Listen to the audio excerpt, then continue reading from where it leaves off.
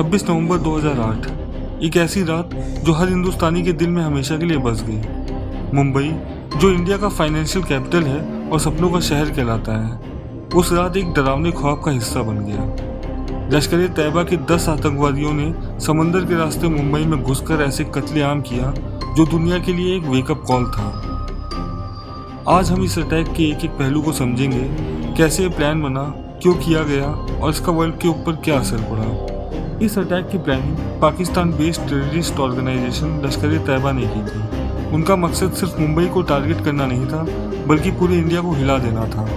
Training camps मुरीद के और आज़ाद कश्मीर में लगे थे। यहाँ इन 10 अटैकर्स को अलग अलग स्किल में ट्रेन किया गया, जैसे स्नाइपर शूटिंग, बॉम्ब मेकिंग और हॉस्टेजेस कैसे हैंडल करते हैं। एक मास्टरमाइंड था डेविड कोलमैन हेडली। ये एक अमेरिकन पाकिस्तानी था जो लश्कर के लिए रिकॉनेसेंस मिशंस पे इंडिया आया था।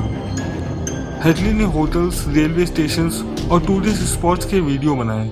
ये इनपुट्स यूज़ किए गए अटैक को प्लान करने के लिए। अटैकर्स कराची से एक हाईजैक्ड फिशिंग ट्रॉलर के जरिए मुंबई तक पहुंचे। उन्होंने जीपीएस और सैटेलाइट फोन्स का यूज़ किया।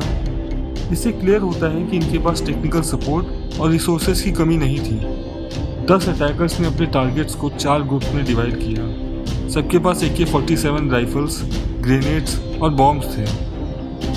उनका पहला टारगेट था CST स्टेशन। वहाँ 2 अटैकर्स अजमल कसाब और इस्माइल खान ने अंधाधुंध फायरिंग शुरू की और 58 लोगों को मार दिया। दूसरी जगह लियोपोल्ड कैफे पे ग्रेनेड अटैक किया गया और फिर ताज होटल और ओबराय ट्राइडेंट को भी सीज कर लिया गया। ये होटल सिर्फ टूरिस्ट स्पॉट्स नहीं थे, ये ग्लोबल सिंबल्स ऑफ वेल्थ और लग्जरी थे। नरीमन हाउस, जो एक जूइश कम्युनिटी सेंटर था, वहाँ भी हॉस्टेजेस लिए गए। ये दिखाता है कि उनका टारगेट सिर्फ इंडिया नहीं बल्कि पूरे वर्ल्ड में फियर स्प्रेड करना था। जब ये अटैक शुरू हुआ तो मुंबई पुलिस सबसे पहले रिएक्ट करने वाली फोर्स थी, लेकिन उनका इक्विपमेंट और ट्रेनिंग ऐसा लार्ज स्केल टेरर अटैक्स के लिए सफिशिएंट नहीं था। इसी वजह से national security guard NSG commandos को डिप्लॉय किया गया। ये ऑपरेशन 60 घंटे चला और एंड में 9 अटैकर्स को मार गिराया गया। अजमल कसाब, जो CST अटैक में इन्वॉल्व था, जिंदा पकड़ा गया। इससे इंडिया को रेयर अपॉर्चुनिटी मिली कि टेररिस्ट नेटवर्क को एक्सपोज कैसे किया जा सके। ये अटैक एक लोकल ट्रेजेडी नहीं थी, इसका ग्लोबल कनेक्शन था। अजमल कसाब की इंटरोगेशन में पता चला कि लश्कर-ए-तैयबा ने पाकिस्तान की सपोर्ट के साथ ये अटैक एग्जीक्यूट किया। डेविड हेडली, जो अमेरिकन पासपोर्ट का यूज़ करके इंडिया में आया था, ने दिखाया कि कैसे इंटरनेशनल नेटवर्क्स टेरर को फंड और फैसिलिटेट करते हैं। इस अटैक के बाद यूनाइटेड नेशंस ने लश्कर-ए-तैयबा और इसके लीडर्स पर सैंक्शंस लगाए। अमेरिका ने पाकिस्तान पर प्रेशर बनाया कि हाफिज सईद और उसके साथियों को प्रोसिक्यूट करें। इस अटैक के बाद इंडिया के अंदर काफ़ी चेंजेस आए। इंटेलिजेंस एजेंसीज और कोस्टल सिक्योरिटीज को स्ट्रेंथन किया गया। अजमल कसाब के ट्रायल ने एक प्रेसिडेंट सेट किया कि हम अपने एनिमीज को भी फेयर ट्रायल देने में बिलीव करते हैं, लेकिन अटैक्स के वुंड अब तक फ्रेश हैं।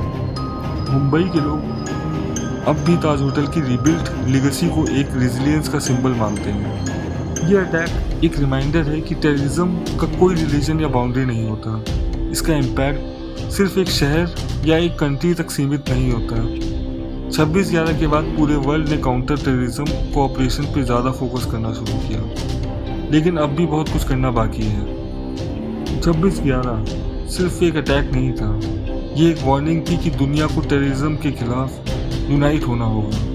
हम मुंबई के हीरोज़ और विक्टिम्स को कभी नहीं भूलेंगे। ये कहानी हमें हमेशा याद दिलाएगी कि हर मुश्किल के बाद इंसानियत और हिम्मत की जीत होती है।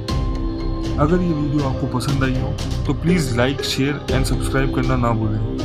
नमस्कार।